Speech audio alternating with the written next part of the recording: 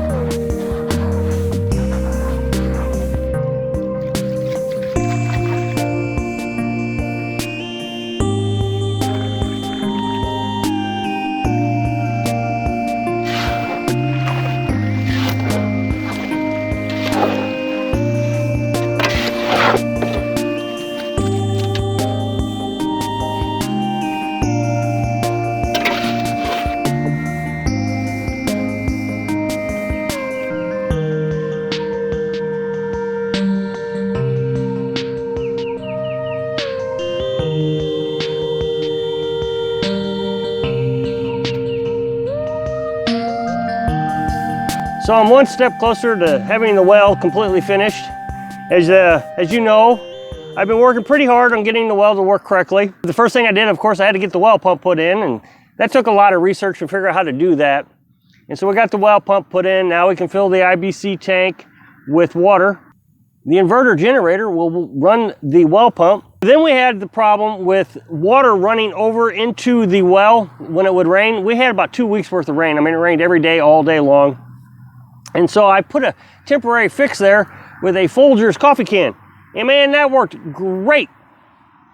Well, now the concrete that used to lay here, there used to be concrete here, it was all chipped up in pretty bad shape, at least large pieces of it was, especially right around the well. Now, what happens is they put a cast iron pipe about 15 feet down, and it sticks out of the ground just a few inches. And then you put concrete around that pipe, and that keeps water from seeping down through the ground around that pipe. Well, it was all chipped up. I wasn't having a lot of problems with that until last night. Last night, it rained really hard. It flooded the whole area. I mean, we're back to being saturated. And now the water is dirty again, so I'm gonna have to shock the well again, unfortunately. Shocking the well, before I get too deep into this, shocking the well, what you do is depending on how deep your well is, you put about a half a gallon of bleach in the well, and then you recirculate it for about 5 minutes. That means you put the hose back into the hole in your well, and then let it recirculate. You wait 24 hours, and then you dump all that water out. So you just simply open up the faucet and let all the water run out.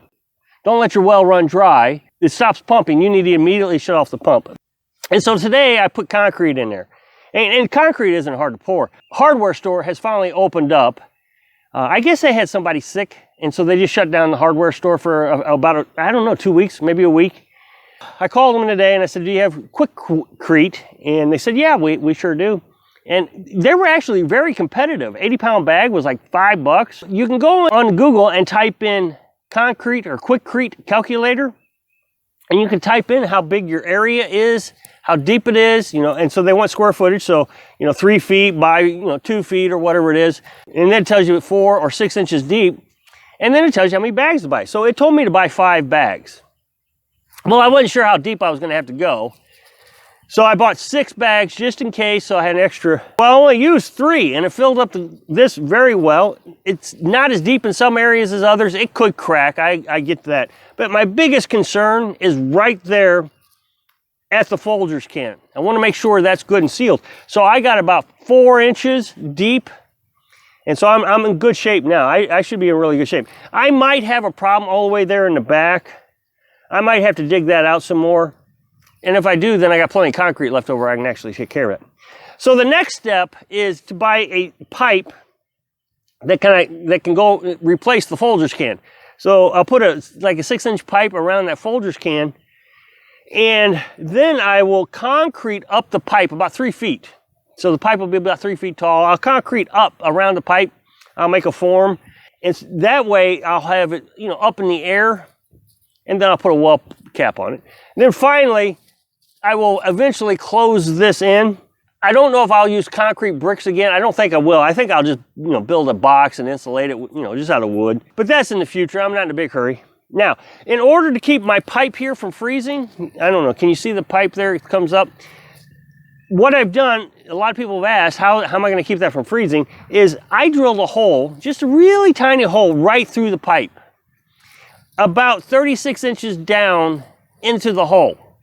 So what happens is the water will drain out into that hole, that little hole after the pump shuts off. When the pump's on, it does shoot out a little bit of water, but it's not dramatic. It doesn't hurt the flow of the well at all. And then the downhill side of this, I just open up the faucet and it all drains out. So my point is the pipe is empty. There's no water in the pipe, so nothing can freeze. Now, in order to concrete it, this is not a hard process. Like I was saying, you know, you just go online and you can figure out how many bags of concrete you get. And then you just mix in water. So what I used to mix it all up with was this old bathtub. It came out of the trailer. When we were tearing apart the trailer over here, I used the bathtub. That way I don't have to buy a wheelbarrow. This thing's been used for everything. It's come in really handy. I've actually used it as kind of a wheelbarrow. When we were picking up trash, I was just sliding it down the frame of the trailer. It's worked really good. I need to take the drain pipe off because that kind of gets in the way sometimes. But I just dumped the concrete right into this tub. And then the instruction says you just put 3.5 quarts of water in it, mix it in. So I mixed 3 bags in, put the water in, and mixed it up. And it is doing a very good job at drying out. And so I'm very happy how well this is working out. You know, that's one of the things about this lifestyle is you always get to be proud of yourself. Even if you mess it up and you keep trying and you work at it and you work at it and you finally get it right, like the well, and you're just proud of yourself. You're like, okay, that step's done. You know, the trailer yesterday, we got the trailer all cut up and I'm just so proud of that. Got it all done. It's just, I heard on YouTube yesterday from another off-grid couple. He says, don't get yourself wrapped up in analysis paralysis. And I thought, you know, that's perfect. That's absolutely perfect. But on the well, I was talking about it freezing. See, now down here is the other end of the pipe. And so I just drained that out. This is the IBC tank. We fill that up. Now this winter, we're gonna have some challenges trying to keep this thing warm. And so what I'm gonna do is I'm gonna insulate this IBC tank. I'm gonna put styrofoam all the way around it. It's not gonna cost much money. Now, I'm going to build an outdoor wood furnace. It's gonna be sitting right here. I've talked about this before. As a matter of fact, I now have enough bricks that I can actually build this thing. I just gotta buy the wood stove. And so it's gonna sit right here. I'll have a wood stove and then I'm gonna put bricks and build a brick building right around it. I'm not gonna concrete it all together and mortar it and everything. I'm just gonna put them in there. And then I'm gonna stuff the holes with insulation. Then that'd be like a furnace room, I guess. So you open the door on the furnace room, you load the wood up into the wood stove, and then inside the furnace room, it gets very hot. And so what you do is you run ductwork. You can buy flexible ductwork from the furnace room into the camper. And then you just have another one coming out. And then I have a thermostat controlled fan that will blow air from the furnace room into the camper. And then it'll push it back around and just circulate around. Well, on the same note, I will do the same thing here. I will run a piece of ventilation to this. Now, this does not have to stay that warm. It's just got to stay above 32 degrees. So I can just run a little piece of ventilation with a small fan and just let it blow all the time. I don't need a thermostatic control. This is not the biggest concern I have. I want to get the furnace room built. That's a big concern of mine. I really want to get that done pretty soon.